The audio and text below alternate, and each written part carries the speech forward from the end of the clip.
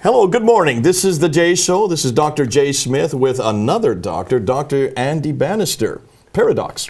Paradox, that's right. Good to be with you, Jay. It's good to have you here, Andy. We've been wanting to have you on the show because not only because of your background, you're able to really talk extemporaneously on most any subject, but specifically we want you here because of what you have done in Islam. Now, let's give some background first.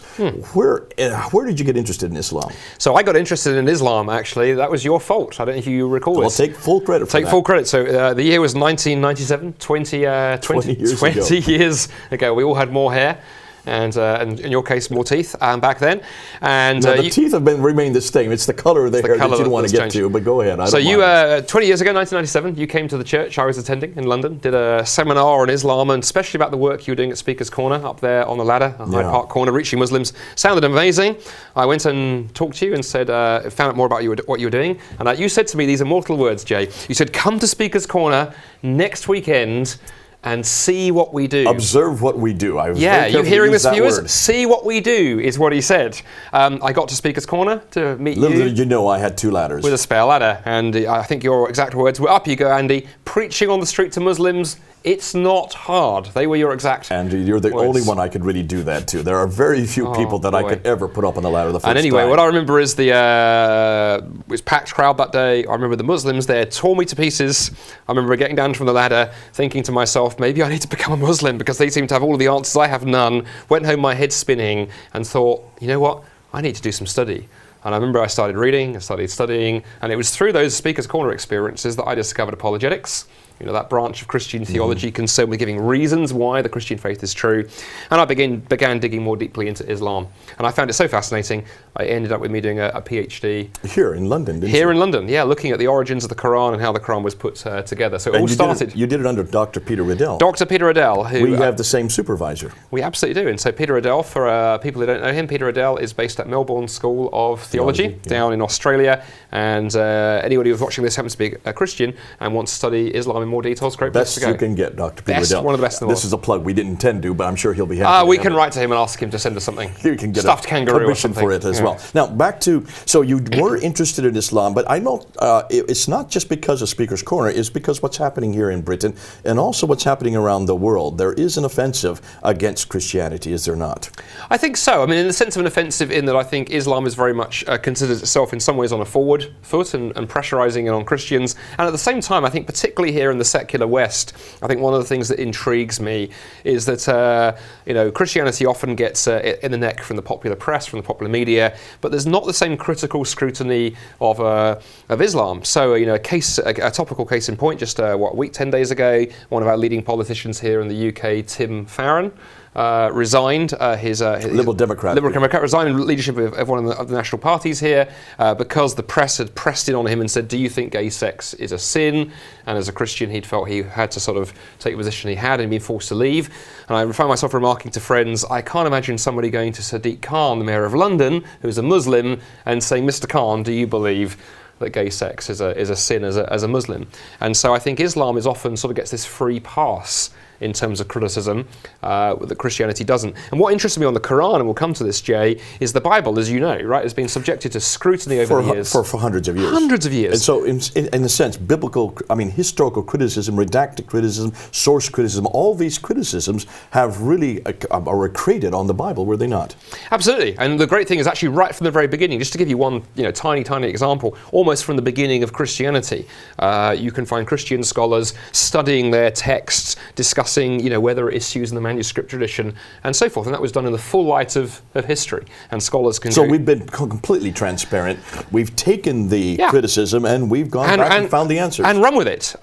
Islam, almost from the word go, there was an attempt to kind of critically engineer, critically control the text of the Quran. We saw that with the Mutazilite controversy in the 9th and 10th Or you can go back to the Caliph Uthman and his burning of the manuscripts. We talked. In fact, we'll be doing that. And Hatun and I talked about that. Volume 6 of Al-Bukhari, so 509, 510. But certainly they have not had any critical analysis of looking and unpacking the Quran.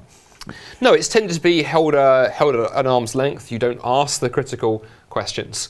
And I think when I began moving into scholarship a little bit, that intrigued me. I found myself thinking there's a whole array of critical questions about the Quran that haven't been asked. Okay, now just quickly, give me some ideas of what scholarship needs to be done. Before we get into your own specific area, what do you think it would need to be done yet? Well, a really good example of this, a few years ago now, 5 or 6 years ago, I can't remember the exact date, one of the leading Western Quran scholars in the world, Fred Donner, University of Chicago, in an introductory article about the Quran, said there are a whole number of things that we take for granted in the study of other texts, such as the Bible, that we don't even have the beginnings of an answer to in Quranic studies. For example, where did the text originate? Right. How was the Quran put together? How was it transmitted and by whom? How was it codified? How are the manuscripts then passed on? And he lists about 3 or 4 others. And now, right there, those questions, if a Muslim were to hear this, it would go right over their heads.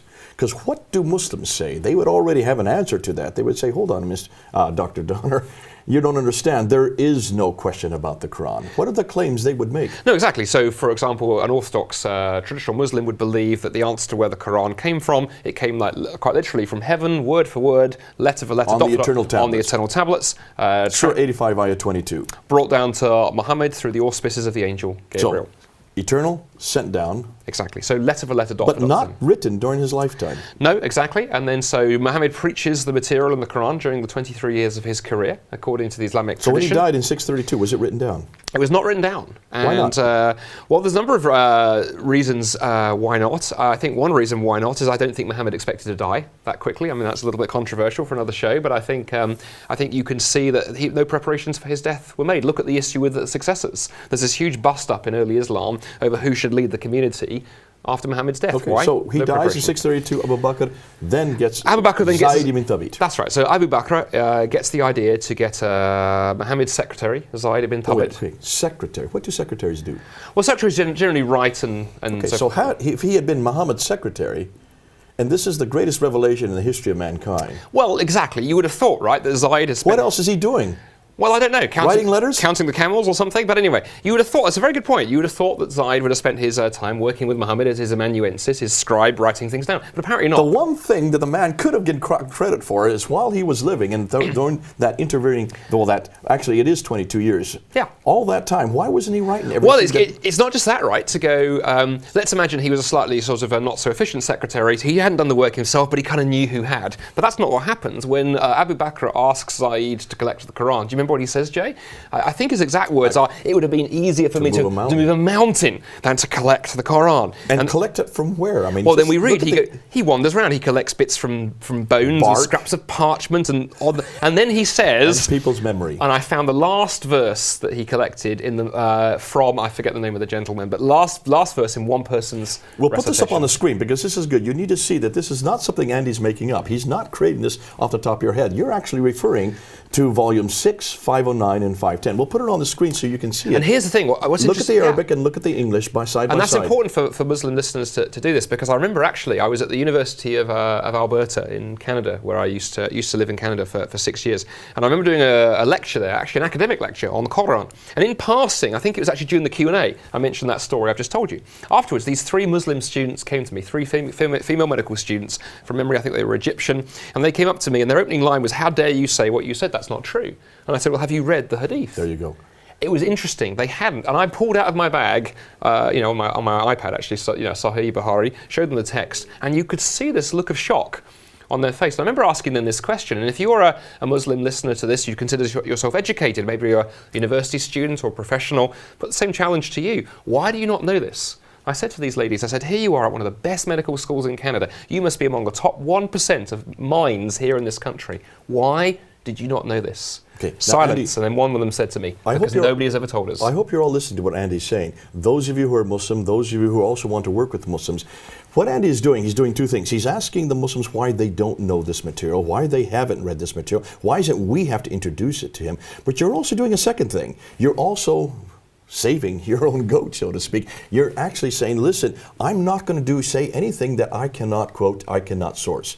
Therefore, if you're going to call me a hate preacher for bringing this material up, if you're going to ask, how is it I can't even come to these questions, I'm going to be going back to your sources. I'm going to be only using what I have read, and these are legitimate questions, but don't call me a hate preacher. Don't say this is Islamophobic, since if it is hate, if it sounds like hate, read your own text. Well, so you're safeguarding yourself. I think as that's well. important. And two things I'd want to say there, Jay. I think there's a big difference between scholarship and hate. To go, I would hope every human being wants to know the truth about history, the truth about science, the truth about geography. And so, in terms of how the Quran came to be, that's a purely historical question. It shouldn't be, I stress shouldn't be controversial. But then second, just for Christians watching this, because this will be a mixed audience, I'm sure, I encourage Christians watching this, don't go to your Muslim friends and bang them around the head as if you're trying to, score cheap points and beat your Muslim friend up. Ask good questions. And one of the most powerful apologetics that I know is simply to show somebody a problem in their tradition and say, what do you do with this? There you go. And that forces them to do the hard thinking. And I have friends who are now Christians who are Muslims who said that they're coming to discover the truth of who Christ was began when they first began to allow themselves to ask those difficult questions. If you're a Muslim watching this and you've got that niggling doubt at the back of your mind, you think, I've always wondered about that, but you've pushed it away. Encourage you don't push it away. Ask the difficult questions. We can as Christians. I believe Christianity We demand this stands up. of our own pastors. Absolutely. We demand this of our own scholars. Absolutely we do. Anybody that gets up in a pulpit on a Sunday morning and they start quoting what Jesus said, we would want to know where they're referencing. And no one should be afraid of truth, Jay. We should have to. And that's why if we demand it of Christians, then we should also demand the same thing of Islam. I'm so glad you brought this point up, because this is something that a lot of Muslims have not done. As these young men who came up to you and says, this is not true, I've never heard this before, it's because they have not even looked at their own material. All you're doing is helping them to go back to study it, and then to come to conclusions, which all of you need to do. You need to come to conclusions at a time. Now, Andy and I are going to bring up some stuff that's going to be damaging through this series. We know that. But everything that Andy is going to be doing, and we're going to make sure that we do this, that we support it, that we source it, and we let you know where the sources are. We're going to be putting up graphs, we're going to be putting up text. You'll be able to see the text. That's why we wanted to make sure that this Al-Bukhari reference, Volume 6, 509 and 510, is something they can go to. Okay, let's then continue on. So he dies. Abu Bakr then has his secretary write the first recension, the first copy. That's right. And then we read that copy is lodged for safekeeping. Now, with Hafsa, one of the wives. With Hafsa. Then things get a little bit interesting. Now we shift on. We jump from Abu Bakr, Caliph number 1. We jump to where things get really significant now is Caliph number 3. Uthman. So remember the story, remember what we just said. There's already an authoritative version of the Quran, theoretically, on Hafsa's shelf, safekeeping. I don't know, filing cabinet, safe, somewhere. Some say it was under her bed. Under her bed, wherever she put it. Anyway, now we read, again in Sahih Bukhari, we'll have this up on the screen behind, we trust that the technology works. We read in the hadith that soldiers, a general, Hudhaifa from the battlefield, right, comes to Uthman and tells him that soldiers up on the battlefields, up in Syria, where the Islamic armies are expanding, the empire is growing, are beginning to fight amongst themselves, squabble among themselves over the Quran, what the Quran says. And he says, I think the exact quotation is words to the effect of, O chief of the believers, save this people before they differ about their scripture, like the Jews and Christians did. That's another discussion. There's the first polemic that's already introduced. Now, what does Uthman do? Does he say, well, I'll tell you what, let's just bring out the Quran, we've got it under Hafsa's bed, we've got it in a filing cabinet, we've uploaded it to Wikipedia. Actually, no, that's a bit too early. No, what does he do? He calls in our old friend, Zayd ibn Thabit. And once again goes, my friend, you thought you could rest up your camel spurs, but nope, you're off again. You've got to go and collect the Quran. Again, does Zayd go, but oh, chief of the believers, I did this, but, a few years ago. No, off he trots again.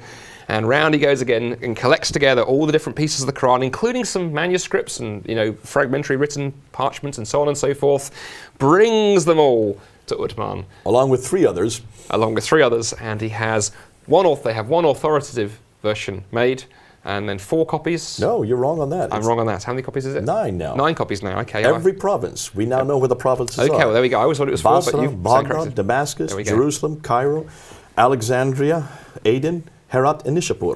So now we've got to find 9 copies. Makes those copies, has them sent out to those provinces, but here is the problem, right? What does he do with what's left over? Does he keep it, put it in a museum? Does he preserve it carefully? Does he look after it, going, these are the earliest Quranic materials we have, and one day, critical scholars would love to get access to this? No, he does not. As you're listening to what Andy is saying, we are going to put this up there. You can see it. Take a look and see what it says. We're not making this up. He then does what, Andy? He burns them. Okay, now why would you burn? He destroys them. Why would you burn manuscripts? There are a number of answers here. At the most generous, one might say, well, because they're no longer needed, because they've made this authoritative copy. That seems pretty tenuous, quite frankly. I've had Muslims say to me, well, there were problems with those copies, but to go, well, hang on a minute, he's just made his master versions from these, so if there were problems in the manuscripts, they've been passed on. Whatever it is, the only conclusion I think scholars can come to is whatever Uthman saw in those texts was dangerous enough and was devastating enough, was problematic enough, the best thing to do was consign it to the flames. Whatever it was that Uthman was burning, this was the razm, the consonantal text. Which means it would change the meaning. It would change the meaning. Now, the other thing to stress here as well, you will sometimes hear Muslims say this, that even those voweling marks don't change the difference. They do, actually. There are significant differences even just in the voweling. That's a discussion for perhaps another time. Well, we've done this earlier. You may not know this, but Hatun and I did a whole series. In fact, the whole first series on the 26 Qurans. We looked at how the diacritical marks not only change the meaning, how the Dagar Aleph changes the meaning, but also how the vowelization changes the meaning. And as it changes the meaning, it changes the theology. So we went through that quite in depth. So if you go back to the first season, they can see that. They can watch that. But the key point is what Uthman was burning. Third time we're stressing it, but it's hugely significant. As I say, when I shared that story with those Muslims there at the University of Alberta, you could see, what was interesting, I could see on their faces, they got the significance of this. So again, for Muslims watching this, we're going to have the scripts up on the screen, encourage you, read them. Dig into them. They're your own texts. These are the Hadith. Bukhari, the most authoritative Hadith collection. And this has always been a problem because Muslims have always claimed that it was complete by the time of when Muhammad died in 632, was first put together at the time of Abu Bakr, 632, 634. By the time after Umar, then comes Uthman.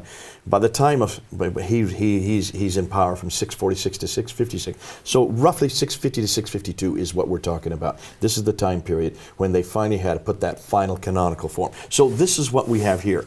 This Arabic portion here is what they're talking about. This is Uthmanic. Problem is, when was this written?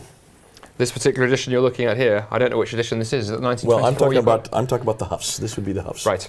So this is now standardized right around the world. But when do you think, or when do you know, because you do know the date, when this was finalized? I'm terrible at dates, Jay, so I'm going to let you do the date. 1924. 1924. So I had the date right the first time. I did say 1924. Good man. 1924. 1924. And what exactly happened in 1924? Who are we talking about? This is a committee that got together, right. Al-Azhar University, there in Cairo, and they put together this text that we have here. So they, of course not the English, and nor the commentary in the bottom. This text here. Now this has been standardized. Primarily, we thought that this was standardized in every Quran all around the world, as we have seen and with indeed, Hatun. It is not. It is not. We can come up with 26 different variations on this, over 45,000 words and phrases that are different than this Hafs text. And that's 45,000 so far. I mean, my suspicion is, as you and Hartu, we may even double this. I think you're going to. We may double this. That's going to grow. We're going to grow and grow, and we're going to find other Qurans. We now think there may be as many as 37 out there. We've only come across 26. But this is the Hafs Quran. It's been around for about 93 years. As I said to Shabbat Ali in our debate, Prince Philip is older than your Quran, and he did not like that. I did it. He thought I was doing it tongue in cheek. I said, no, I actually mean it. The Quran you've got today is less than 100 years old. Less than 100 years old. That means that we've got to go back, and if that's all you can give us, then we've got to go back and find out where the manuscripts are that support that. We've got to go back and find out the context. That's right. Now, so there's a number of areas. Let's just kind of name them off. Let's try to go through the number of areas of investigation we need to do. One is manuscript evidence. So there's manuscript evidence, and that's... And unpack that a bit. Why is that important? Well, as you've just highlighted there, so to go the Hafs Quran, 1924. So the question we would now need to be asking is the Arabic text of the Hafs Quran, is it supported by the manuscripts? Because between 1924 and, certainly between 632 AD, when Muhammad dies, and 1924, you can do the maths. Now, for those of you who are listening to this may not seem important to you because maybe you've never thought about manuscript evidence. Those of us who are Christians, this is hugely important because this has been an entire area of study in Christian biblical criticism. It's been a whole area of study. The other reason I think some Muslims don't think it's important is I think I've come across Muslims trying to sort of say, well, the manuscripts are irrelevant because we have the oral transmission.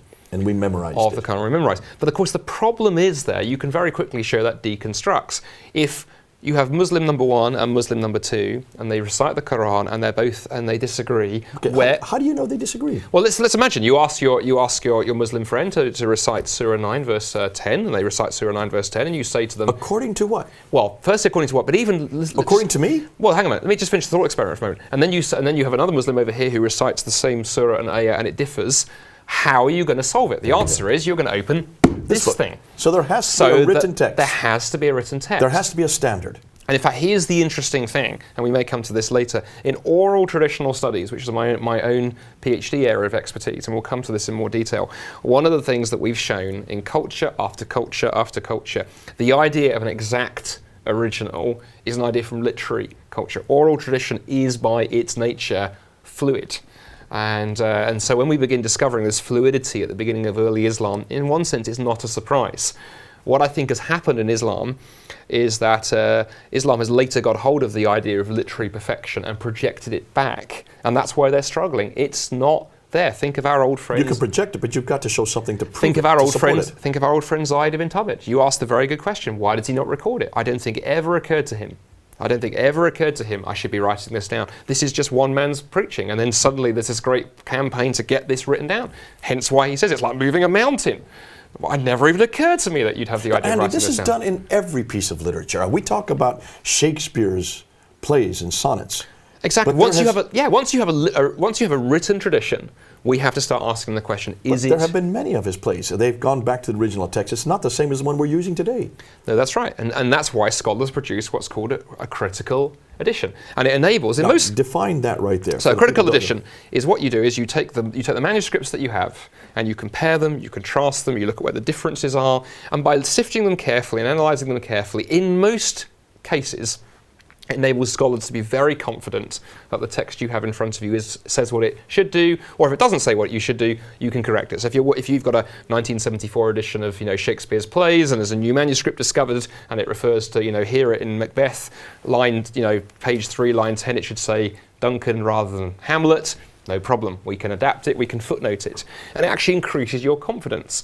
And as I say, Christians have been doing critical studies of our manuscripts right from the beginning, which is why when you or I pick up our Bible, we can be completely confident that what we have there goes back to what those authors wrote. And the reason why is because they've been critical from the time of Wellhausen, the time of studied the manuscripts in the 1800s. And if scribes have occasionally made a mistake, if scribe A has written a word wrong and scribe B and scribe C and D got the word right, we can correct. Yeah. So textual criticism is not something to be afraid of. In Islam, for Christians. In Islam, it went a different direction.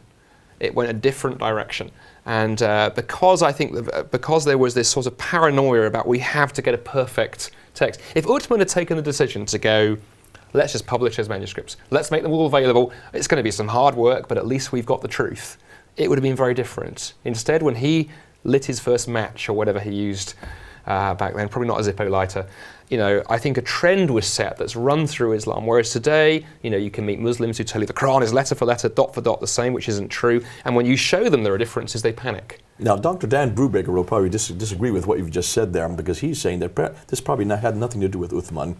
It looks like that this whole idea of a Quran probably comes from the time of Abdul Malik. And we're going to talk about that in another series that we're going to do after this material. Let me just say something there very quickly, because people may sort of skip through shows and watch them. In my own work on the Quran, what I've tried to do is give as much benefit of the doubt to the sources as I can. I'm very open to the idea that Dan may be right and that actually the Quran idea comes from much later. But let's just treat the sources as they are. Treat them with the respect. Treat them almost as if... I'm going to be your devil's advocate if you don't mind, because I'm going to keep bringing it back and say, well, let's hold on. Sooner or later, we're going to have to come to some type of scenario. Yeah. And I would like to, before you leave these set of talks, we do come to such a scenario so we can help those out there to try to say, at least think that there are some real problems here, but there are some solutions also. So let's come back. That's one of them, manuscript evidence. The manuscript is number one. Okay, so that's the first one. What's another one? What's another piece? Okay, second huge one is, of course, how the contents of what is the Quran came together. So to give you just one example, what first got me interested in how the Quran came together was the question of the biblical material in the Quran. About 20% of the Quran, 20%, that's every fifth verse, is biblical material. Stories that are found on the pages of the Old Testament and occasionally of the New Testament, but also stories found in Jewish and Christian apocryphal. And so these are the stories like Cain and Abel in Surah 5. So we have Cain and Abel, we have the story of Joseph, Surah 12. We have the 90 or so verses about Jesus across the Quran. We have stories of Abraham and the sacrifice, Surah 21. for example. Then we have legendary material that we know was generated by the Jewish and Christian community. So, for example, the story of the sleepers in the cave. 7 sleepers, okay. So there's the Then story. we also have some historical, like Dual Qarnayn.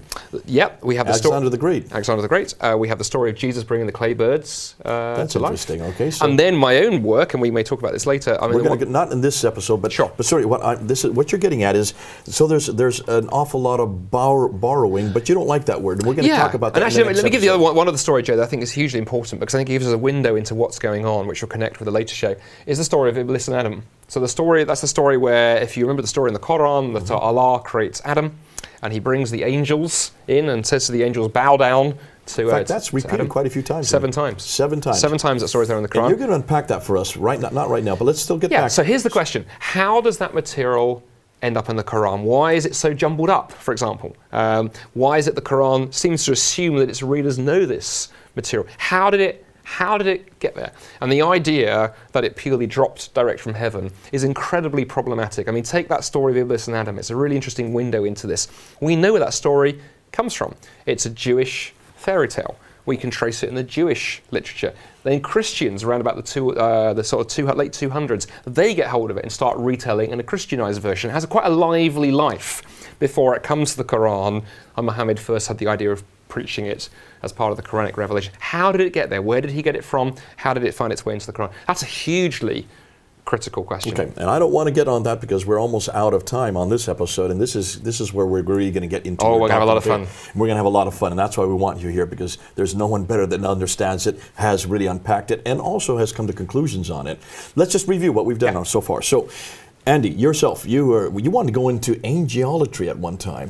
Well, not quite. I think originally I was going to go into New Testament studies, and the problem. I took you aside, and I kind of said, Peter Riddell at Melbourne School of Theology did as well, because as he pointed out, in when you do doctoral work, you want to do something original. And the New Testament material has been so coated over by which scholars. anybody then can build off of. Yeah, and the exciting thing about Islamic studies, Quranic studies, is because there has not been this willingness in Islam traditionally to do the critical work. That means for scholars who are willing to do it, there's a huge playing field to come and do some work in. Now, did Peter actually give you this topic, or did he suggest this topic? No, so my topic that we're going to talk a lot more about in the next episode, this is how it came about. At the end of my undergraduate studies in theology, the place I was studying, you had to write a long essay, 10,000 word thing. So I thought I would go and investigate something called the Arabic Gospel of the Infancy. And that's the kind of late 4th, early 5th century Syriac Arabic document that many scholars think lies behind some of the Quran. So that has the story of Jesus turning the clay birds into living birds, speaking in the cradle, these kind of things. But no one had actually done much critical work on that document. So I thought, okay, study that. And as I studied that, it's through then I became convinced, and we're definitely going to talk about this in the next show, that actually the Quran hasn't copied from that word for word, but there's oral influence through word of mouth. And you can see it very clearly, you can show it very methodically. And the Arabic Gospel of the Infancy and those two little stories, the clay birds and the speaking in the cradle, kind of cracked open a window to a much, much bigger issue. And I think now we have a very good model for how the Quran came together, why it uses the material it does, that explains a lot of its origins before we get to manuscripts. For those of you who are watching, you can see we're now opening up a whole can of worms. This is going to be difficult for a lot of you Muslims. We are not assuming that the classical account is historical. We've already gone on beyond that to assume that there are some problems. We've talked about manuscript evidence. We've talked about some of the problems of redacting it back to an individual that possibly lived in the 7th century. We don't even know. That we're going to get to much later. But now we're moving into another area that has not really been videoed. I've not seen this before. This will be new material for you. Looking at how the Quran was put together, what were some of the stories that are there, looking at seeing that there are biblical characters. Those of us who are Christian, we know who these characters are. We know who Ibrahim is. We know who Cain and Abel were. We know who Solomon is. Certainly Issa, whether or not that's the right name or not. But they're not the same stories we see in the Bible. There's an awful lot of differences. They're similar. And what Andy's going to do in the next episode, he's going to start unpacking it. This is for you to hear. This is for you to come back. We're going to start with this material. We're going to start unpacking it, looking and see what he actually found. 20% of the Quran is made up of these biblical characters, but they're much more than what we thought they were. Stay with us. This is great to have you, Andy. We're going to come back to episode number 2. This is Jay and Andy then, here in London. Over and out.